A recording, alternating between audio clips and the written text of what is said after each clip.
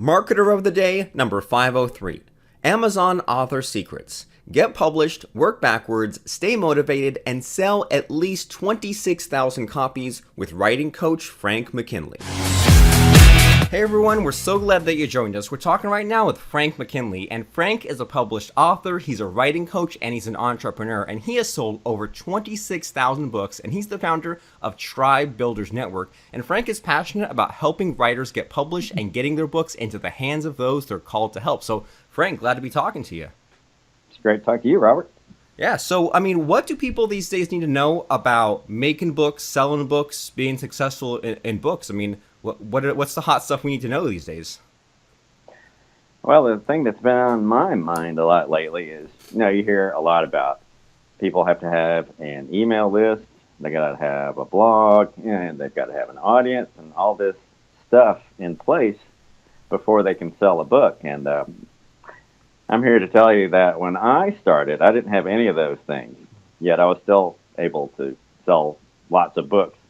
And I'm still selling books, although I have acquired those things along the way. But I would say that, as nice and as wonderful and helpful as those things are, they aren't necessary to get started. That's a good message. That helps to keep things simple. I know that I have the problem sometimes, and others have the problem of the chicken and the egg sort of, where it's like, well, I need to make a book, I need to make a website, and maybe people say, well, I can't have a website if I don't have a book. I have a book, now I'm letting the website get in the way, and so that's really reassuring that we don't need to have everything out of the gate, we can keep it simple. And so you're saying that you made a book, you sold a bunch of copies without a website, so how the heck did you get attention to it and get those sales without the website to do it? Yeah, well, of course, at first I told everybody in my network that, hey, I've got this book coming out, I'd love it if you would buy it and review it. And, I got a few sales from that, but I also was studying copywriting at the time. So I thought, this is really the key to selling a book, is to learn how to sell. So I spent a lot of time learning about, what Amazon offers you on your book page to help you sell your book. And that goes from the cover to the title of the book, and even what I call the sales copy on the page. It's called the book description when you go to the dashboard and put it in. But really, to me, that's just a prime opportunity to seal the deal right there. And if you don't, then it's going to be really hard to sell those books if you don't have all those things in place. Even more important than a website or a blog or any of those things that you need. You can actually use the book as Chandler Bolt would say. Sorry about that. To build that audience. Well, cool, and that makes perfect sense that, you don't need the website, but then what is important is the copywriting language that you use on your cover and on the page, because, what's the point of having all this text on your book description or all this text on the website if it doesn't motivate people to buy? And I know that, early on when I first had to figure out this copywriting stuff, I resisted it at first because I thought, I have to conform to this weird template. And I finally, eventually bit the bullet, because I knew that, there's a reason why things need to be said a certain way, structured in a certain way, in a certain order, so that way when someone comes, it sort of moves them along to where they need to go. But did you have any sort of similar difficulties in maybe getting over the ego or getting over the creativity side of things and say, okay, writing a book, I can structure that any way I want, but with the copywriting, maybe it has to be a little more carefully thought out. So did you have any difficulties in figuring out that copywriting stuff? Oh, yeah, I did have to adjust the copy that I wrote a few times, but I think it helped me a lot just to study what other people had done and what was working, and just try to fit all my bullet points into that. And, that's one good thing to use especially if you're writing a nonfiction book, is to use some bullet points to tell people, hey, here's some of what you're going to get if you buy this book. Give them a taste of what's inside, so they're thinking, okay, I got to buy the book to find out the rest of the story. But things like that. But I think if you think about all those things that we talked about, it's kind of like a pyramid, and the top of the pyramid is the cover. And if that cover, being pretty small there, if it doesn't grab somebody's attention and pull them into your page, then you've lost everything right there. So I put a lot of time into thinking about how to make my cover fairly simple and make the title easy to read in that small thumbnail. And of course, you can read it on the text right next to it. But keeping the title something relatively short and maybe use the subtitle to give them more information and give them more reason to go in and see what the book's about. Okay, so you have that cover, you have the simple, easy title, you have the subtitle with more information, so that cover grabs their attention, and then once they click onto your book page, or maybe they're staying on your book page, then what do you make sure to have in there after that to make sure that they stay hooked?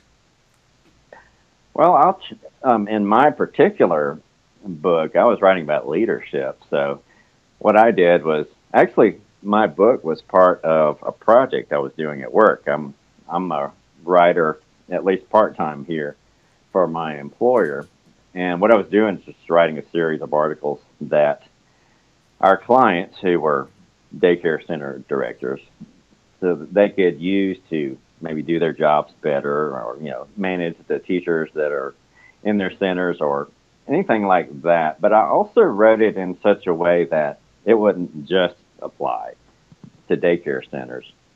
So one thing is just finding a need that's out there in the niche that you've chosen. I think that's crucial. And the way that I did that, I just started reading articles just to see what people were talking about, and I actually happened upon a list article, and I thought, you know what, I could take this list and I could expand a lot on that and just make a series out of it. So that's what I did, and did that several times, and it actually seemed to work pretty well. And you can also kind of test it out as you go.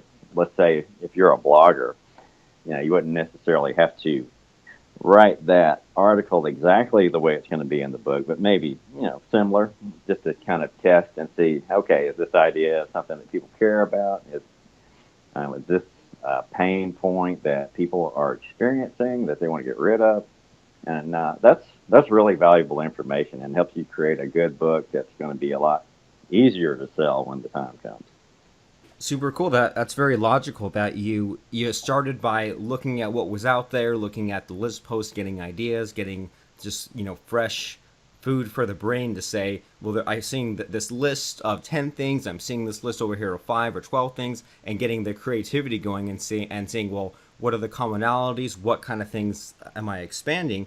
And then I love your idea as well to try out some of that material in a blog post, knowing that it might not be exactly the way it ends up in the final book. You might edit it later, but you try out that material as blog posts to see what kind of engagement that you get. And so for those of us following along at home, is there an easy way to look at this book that you put out that you're talking about here?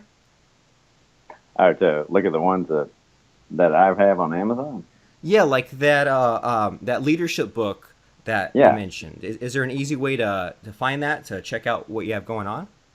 sure. I have an Amazon author page, and I also have a page on my blog, frankmckinleyauthor.com, that has a list of all the books that I have available on Amazon right now. And if you put my name into Google, you'll find my blog is probably the first thing there. So, and then when you get to the blog, at the top of the menu, I think one of the items is books, and you can go to that page, and each title you can click, and it'll take you directly to that book page. Okay, cool. So we search Frank McKinley, or we go to frankmckinleyauthor.com to find that list of books. And so I'm looking at your books right now. So let's see. So we have the 10 steps to effective leadership. Is this the first book that you put out that you had all the success Yes, with? yes, that was my first big success right there. I actually have out of the total, which the last time I counted was about a little over 28,000, but that's a combined total of that whole series that I have on Amazon right now. Now, probably about 8,000 of those are 10 steps to effective leadership. Okay. So, Well, cool. Super interesting. And so I'm noticing.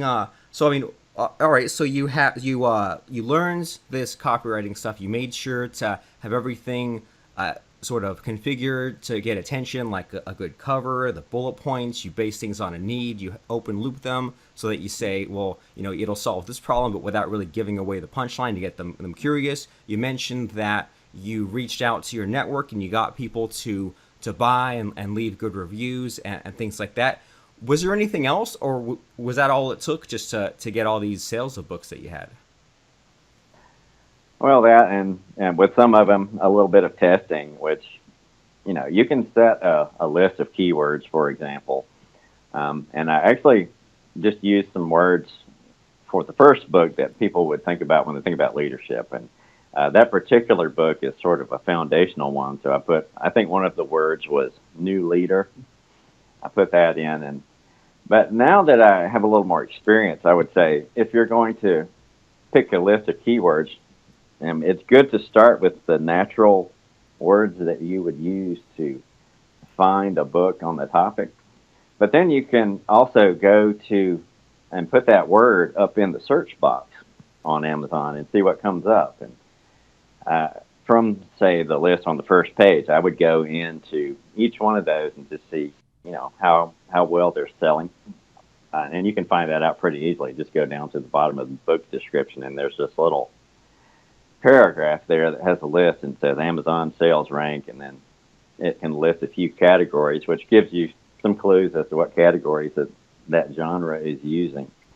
So things like that, I would just, if something wasn't working as well as I wanted it to, I would just tweak it until, it did work the way I wanted it to. But there's one caveat to that, too. If you're going to change anything, just change one thing at a time. Don't change everything at once, because then you'll have no idea, of course, that which one of those elements actually made the difference. That's great. And I have to say, I love your thought process here, because you might have come across this as well, where it seems like a lot of authors out there, they either make things too complicated, or they let their ego get in the way, or they want to be too creative with a lot of these things. And they want to just, write the book that they themselves want to write, and to heck what everyone else thinks, and I'm going to do it exactly this way, and I'm unwilling to change. But I really like the way that you've laid things out here, and that to get ideas, you look at stuff that's already out there, you search for the keywords, the phrases people would search for in order to find your book. I mean, what a concept, right? And then based on that, you look at the existing books to get an idea of not only what keywords they do, but also you look at, and also not only keywords, but categories as well. You kind of look at those books, but then you look at those rankings. So that way you're not spending weeks or months of your life making this book that no one's ever going to read. You have that starting point of what is the need, what's the want, what's popular, and then you flesh it out scientifically and add a little bit of creativity, but it's not completely free form. It's not completely I'll make whatever the heck I want. It still has to circle back around to what is it that the rest of the world wants, and it's not one and done. It's not just, okay, I'm going to do some really quick looking and set some things up. I'm going to make my best stab at it. And then if it isn't selling the way that I want, or if it's selling just okay and it could do better, then maybe make another pass and look at those competitors again, or try out different things. And like you said, change just one thing at a time. That way you don't make 20 changes and say, whoa, the sales went way up. I don't know which one of the 20 things did it. You make these changes over time. It's an ongoing thing. That way your book just gets better and better. No, absolutely, yes. And yeah, always be willing to change things, because I've been fortunate that over all these years that I've found the sales copy and the keywords that would create some steady sales day after day, week after week, and it won't always work on the first try, but you might get something, but you just be willing to be flexible and say, okay, well, this worked and this didn't. It's be willing to conform to what people are looking for. Although inside that you do have some creativity. You can bring your story into your message, and that can set it apart. And as you're doing research, you can also say, okay, well, this is what the other authors are doing, and here's how I can do this one thing better than they're doing it. And I think that'll help you too to really stand out and grab those sales that you might miss if you just, don't consider that as part of the process.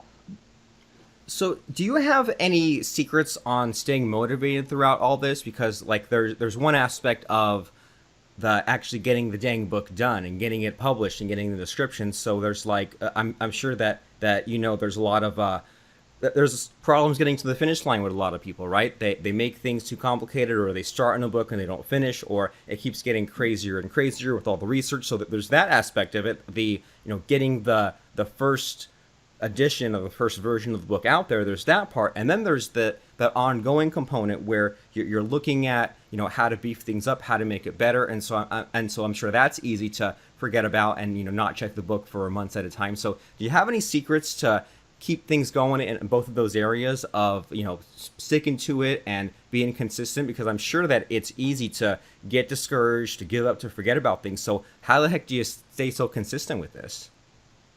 Yeah, that's a good question. Yeah, a book can be a giant project for sure. And I think the key that I have found over the years is just to work backwards. And what I mean by that is just have a picture and write it down. What do you want this book to do when it's done? And then, once give that as much detail as you can give it, then you'll know what kind of marketing you need to do. You'll also know, well, this is what I need to put into the book, and this is the audience that I'm after.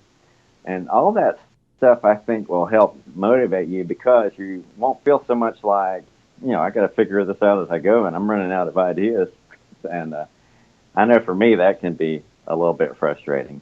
And two, also, make sure you edit the book as good as you can, but don't wait until it's 100% perfect to ship it. As I think it was Steve Jobs said, the where stuff gets done is when you ship it. I mean, you could probably look at any New York Times best-selling author, and there's going to be maybe a typo or two that slips through in their book. So I would say, just do the best you can with that, for sure, but don't stay up at night worrying about it. Get it out there, because chances are, you might be the only one who notices that. Anyway, the message is the really, really important thing. So focus on that and just have a big goal that you're going after, and let that motivate you and get you going. And I think that'll make a big difference. That's very reassuring. And you're saying that, and you're reminding me that we've all read mass market paperbacks where there be a little typo in there, or textbooks at universities where they always have the section of the errata to say, well, now we're in the 8th edition of the book and we still made these handful of mistakes last time. So I mean, if those types of publishing houses with all kinds of budgets and huge team, if things still fall through the cracks with them, then it's perfectly okay for it to fall through the cracks in a solopreneur business, or even if you have a virtual assistant. So yeah, really reassuring there. And so that question there of what do you want this book to do when it's done, that makes perfect sense to me, because that way you have a plan. That way, if the book becomes more and more of a hassle, then maybe people will be motivated to remember what the point of it was and not let the perfectionism get to them. So that question, what do you want this book to do when it's done? I'm curious about what some appropriate answers are. So I mean, what the heck is your answer to that question? What did you want that first book to do when it was done? Well, I just wanted it to reach as many people as it could who were new to leadership, or just maybe wanted some sort of a reference book that they could go to say, okay, well, here's where need to grease the wheel a little bit or smooth off the rough edges. And I did have at least one reviewer say that, yeah, I've been in leadership for 28 years, and this is a great book to fall back on, just to remind myself of what's important and what isn't. And I thought, man, that's great. But I read somewhere that when you have a blog, then one of the main things that should motivate you to even have one is, what kind of change do you want to bring to the reader that's coming to your blog? I mean, otherwise, why would they bother to come if they're not expecting something to be better than it was before they got there? So I think that's really important, and will keep you on your message as well. And it'll also keep you from drifting off track because I mean I know with a big project like that, as you come along, you're probably going to say to yourself, once in a while, okay, man, this is good. I didn't even think about this when I was making my outline. I ought to put this in. When maybe it's better if you go ahead and finish what you're working on and then just make another book out of that side road that has come to mind. But I mean, it's going to really just depend on what you're doing. But I think generally that's something that you have to keep in mind. I love that advice. And one of the most helpful things I ever heard about writing a book was someone said, you don't have to put everything you know into one book. It's okay to have one book about one idea. And even if it's a little on the short side, at least the book's out there. And then you have another idea, make a whole book about that. It doesn't have to be 10 or 20 things in one. It doesn't have to be your whole entire knowledge packed into one book. And even if it is, then it'll probably be a freaking mess. And it'll be this big, thick thing that no one finishes reading. And then you won't even be able to explain it because it covers all these different things, and if you focus on one, it wouldn't do justice to the other. So that's really reassuring, and especially all of your advice so far today has just sounded like we need to keep things simple. And it's really tempting to start out with a plan and to say it's halfway done and ooh, I thought of some new stuff, but it's better to set that aside for book number 2 and just stick to what the original plan was, because if we keep changing the plan on ourselves, if we keep making things bigger and bigger in scope, then we probably won't ever even finish. And so do you have any just writing advice in general that you like when you look out there and you see the mistakes people are making? Do you have any like really common advice, or maybe advice that you'd give yourself, or you give advice that you would give your past self, maybe those times that you were stuck with writing? Anything like that come to mind? Any just like number one piece of advice for writers out there? Yeah, I think the thing that has worked for me is having to just having a template to start with. Um, and I have one I use. I write nonfiction, so I just have these 5 questions that I answer and fill in the blank once I have a one main idea to focus on, and that just makes it a lot faster, a lot easier, and gives it a lot of continuity just to have the same template that you use over and over and over. And if you're a storyteller, then there's probably a different template that fits whatever your niche is. Like if you're a mystery writer, you're going to use a certain process to write that, or than you would if saying you're writing romance or any of those other things. So for me, I think just to save a lot of time, it's just to have a process that you follow every time you write, and let it evolve as you write more and more, as you find ways to improve the process. And I think that just being able to get stuff done in a timely manner is really encouraging for creative people who need to have a consistent connection with their audience. Great. I agree completely that it's important to have that template to start, so that way half of the blanks are already filled in for you, and you're following something that's proven for that mystery niche or for that how-to niche, and having your own process and being aware of that, so that way you know what stages you're doing, and that way you can repeat over and over. And that encouragement factor that you mentioned there, so that way once you begin picking up this habit, this pattern of I have an idea for a book, got the book done, now I want to make the book better, get some more sales, got it done. Having this repeat pattern, this momentum of getting things done, really, I agree, seems like it could be super duper encouraging. And so you mentioned that you have that template that you asked those 5 questions, and I'm sure that people out there are maybe salivating at the mouth and saying, oh, I got to have this template. So is there an easy way to find that? Is it in like a book or a course or a freebie of yours somewhere?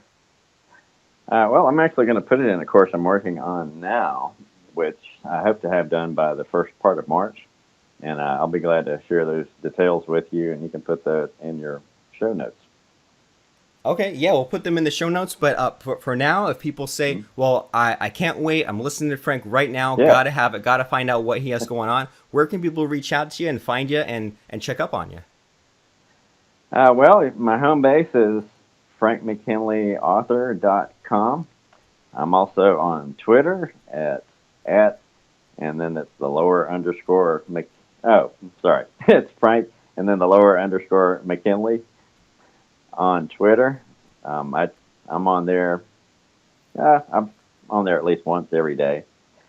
Those are the two main places you can find me, and also have a Facebook page, which is, I think it's Frank McKinley Books.